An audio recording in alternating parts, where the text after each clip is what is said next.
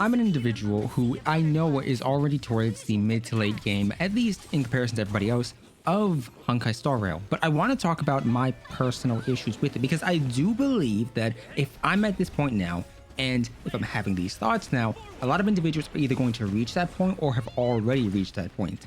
Being blunt, Honkai Star Rail does not have enough content to warrant the release date and the timing that it had. I don't believe this game should have been released right now. I do believe that it is a good foundation, but as of right now, the game itself doesn't have enough going for it to really last.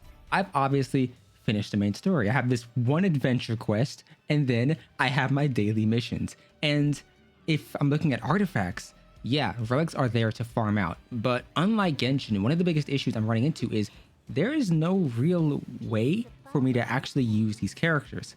And I know individuals who play Genshin are going to, or individuals who dislike it are immediately going to say, well, in Genshin Impact, the game's relatively or pretty easy. So there's no point in getting stronger. And that can be true for a lot of individuals, I think, but I don't believe everyone's 36-starring Abyss in Genshin.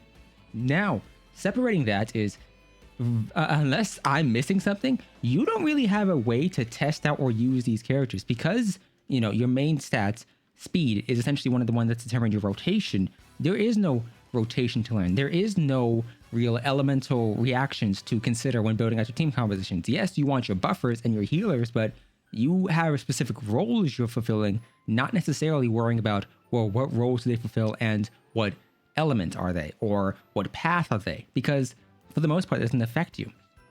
Now, I'm not saying this should be like Genshin Impact. I mean, it is the same developer, so I can accurately compare the two. But I am saying that as of right now, there isn't enough to do. And even if you were to ignore and not necessarily speedrun ranks like I am, you would be at a point to where you finished off the main quest and your main point for locking on is to get on, do calcs, and use your stamina, which I've done. I did a bunch of refreshers, but your main point is to get on and use your stamina, and then after that, you're pretty much done. Yes, I'm well aware Simulated Universe is a thing, and many individuals maybe can't complete it, but once you do, what are you left to do with? What are you left with? And this isn't even a whale problem. I think the biggest thing is, yes, Simulated Universe is a thing, but let's say hypothetically you finish up to World 6 and you want to do World Difficulty 2. So World 6 Difficulty 2. You need to reach 50 for that. Level 50 or Equilibrium level 4. And not a lot of you are going to reach that relatively easily. So if I'm already at level, let's say hypothetically I'm at Equilibrium level 3, and I can unlock Difficulty 2 again, and I can complete that. Once I reach 50, the content that I've gained access to is 2 Simulated Universe worlds, which once I complete once, don't give me any additional rewards. If I'm looking here, I get some nice artifacts and some nice relics, but the only real change is the extra drops, which I would have to rerun for. And let's all be blunt here. If you are farming Simulated Universe, you're either farming for specific relics and buffs to get up, that way you can unlock more points in the index and hopefully more points in the ability tree, but there's no benefit, at least long term. It's not like for every one of these you unlock, you get a certain amount of gems. It's more like you get gems for the index, which you have no control over if you're getting any of them, not especially if you're running low on the amount of curios or blessings you have left.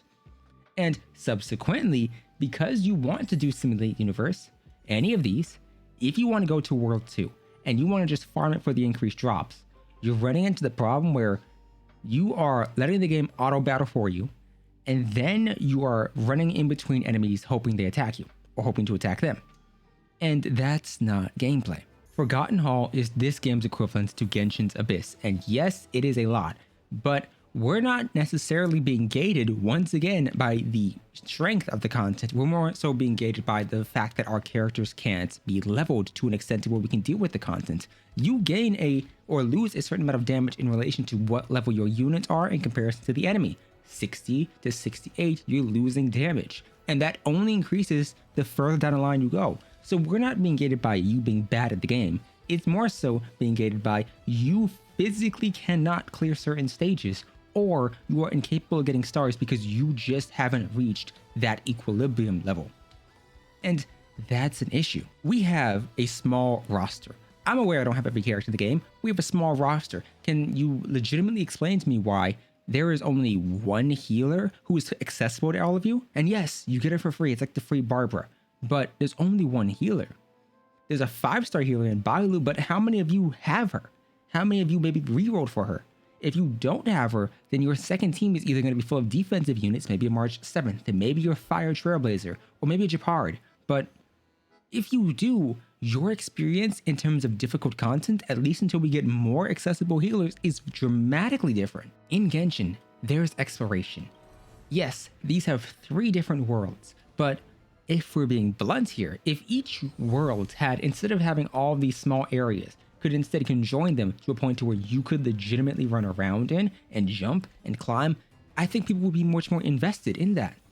But as of right now, I'm running around auto-battling enemies, and the chests that I'm finding don't reward me with the same amount of resources that I would have gotten in HoYoverse's other game, Genshin Impact. And this is because, yes, ignoring relics, ignoring light cones, Genshin specific chests had either, some of them had unique weapons like White Tassel, but they also gave you some talent materials, which is this game's equivalent to trace mats. And that did supplement you to a good degree. If you fully explored, let's say hypothetically you fully explored Mondstadt or Leeway, you had a bunch of resources stockpiled unnecessarily. So you could have been full, you could have gotten a brand new character and built them up. But if I'm looking at traces, if I'm going to my Yenching and I've already pre-farmed for him, so I already have the main mats I need. Thankfully, though that took multiple days to get, the traces are the issue. Because yes, these are important. I have enough mats for these, but this feels like it should have just been a passive. Why am I paying for a stat bonus? Why am I spending stamina for something that realistically should have been in the base kit? If you're going to give me ice damage bonus, ice damage bonus, ice damage bonus, and then the attack increase, just raise the unit's base attack and then have them ascend and scale up with ice damage bonus to a small degree. Because there's no point in making me spend materials here when I'm already spending materials to ascend them in the first place and I already have them. I'm fine with these.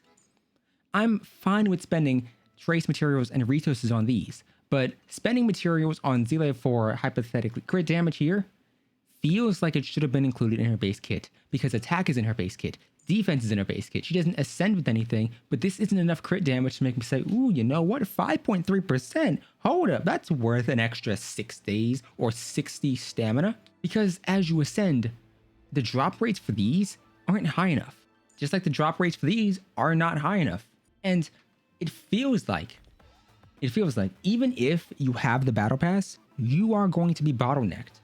Because if you are going up in ranks, if you are farming up, you need 20. This is just for one character. All of this is gone the moment Yanqing gets ascended.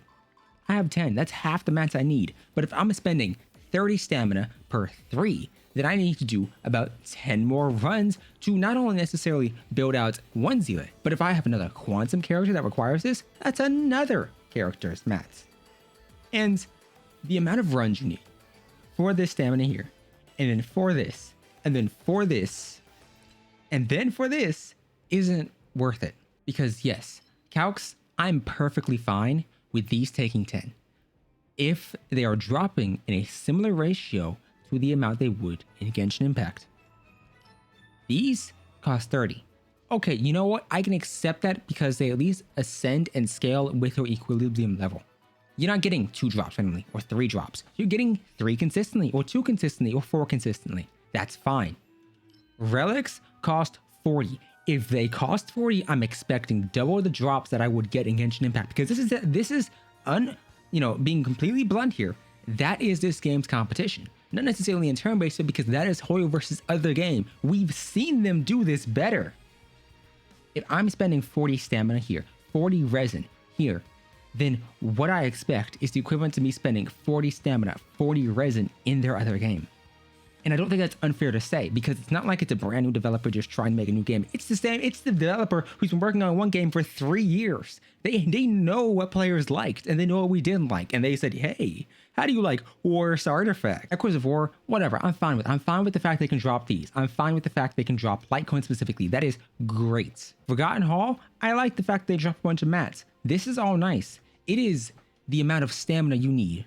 You're getting trace materials, and then you're getting experience for your character, for your light cone, and then credits for both. That's fine. That's like weapons. If I'm looking at my artifacts, if I'm looking at my relics, you don't need a 4 set. Yeah, sure, you can't have an off piece. Whatever. Okay, cool. You can ignore that. Why do I need to farm and spend 40 stamina in one relic calx area just to get maybe a quantum set here or a Conjure of the Glacial Forest here, and then spend another 40 to get a second set? A second set that gives me what? 16 crit damage, and then another bonus to crit damage under very specific conditions. And then if I go here to another set, yeah, I get 8% crit rate. But then I need to reach more conditions to get the bonus effect. I'm saying that this game is going to get to a point where for a lot of you individuals, and I like it, I do like this game, a lot of you individuals won't be able to build out your characters for a long time. And it won't be you not trying. It'll be because the cost associated with this is much higher than the previous game. And then on a side note, the designs are doing way too much. Xingyun, okay, how do we get this stiff, super stiff tail in comparison to Yaimiko? This, okay, I'm fine with. This, I'm fine with. Actually, no, I'm not. It looks very plain and blocky in comparison to their other game. I feel like Zila's outfit is doing too much. What is this? What are you wearing, a long coat? Okay, you're from the underground, yet you look far more vibrant. This looks like some above ground type stuff. This I can see, but what is this? What is any of this? Hook looks like she's from the underground. She has a darker color scheme. That's fine. Why is Pela a playable character? Why is Yanqing playable and he's not in the story from launch? Why is he cut off? Why is the story cut off? Wait 6 weeks for the next installment? Wait 6 weeks for me to move on to another game? I like this game. I do. But I don't think that this is a game that should have been released, at least at this time. I firmly believe this deserved maybe 1 to 2 more months in, and then could have released in the exact same time frame as Genshin's anniversary. You all would have had one game to celebrate the anniversary of, to log in, get the rewards, and then log out, and then another game to go and play. Or maybe right before, if they wanted to hit the summer craze, they could have waited to the end of May. And if they did that, they maybe would have had more time to finish up the story. But this doesn't feel right. It doesn't feel right to have 2 healers, one that's inaccessible to a lot of people. It doesn't feel right to have a relic system that seems so heavily imbalanced because what? You have a 50-50 shot of getting 2? Oh, great. Who cares? I'd rather have 6 slots and then 1 extra off piece that I could use that actually gives me a bonus effect than 6 slots, 4 sets, and then have a 2-piece set that I also need to farm in a separate area. I don't know. I'm enjoying it, but I also understand that I have no legitimate reason to log on, not because I don't enjoy the combat, but because there is nothing to legitimately do because I am so stamina locked. I am so resource deficient that I cannot build and progress my characters. And that the progress I make on my characters is so minuscule because I have no content to do because I can't do anything. I can go to Forgotten Hall, but what am I gonna do? Go to Forgotten Hall with my extra 2% crit rate and then understand that all my other characters cannot be built up? It just feels odd because you reach this brick wall and there's nothing else to do. If this game was open world, I could understand, but this is not. This is a smaller world with seemingly less features than the open one. Maybe that's just me. Give me your thoughts. I understand this is a bit ranty, but hey, that's 1 week or 2 weeks or however long this game is into Honkai Star Rail. I'll see you next week, everybody.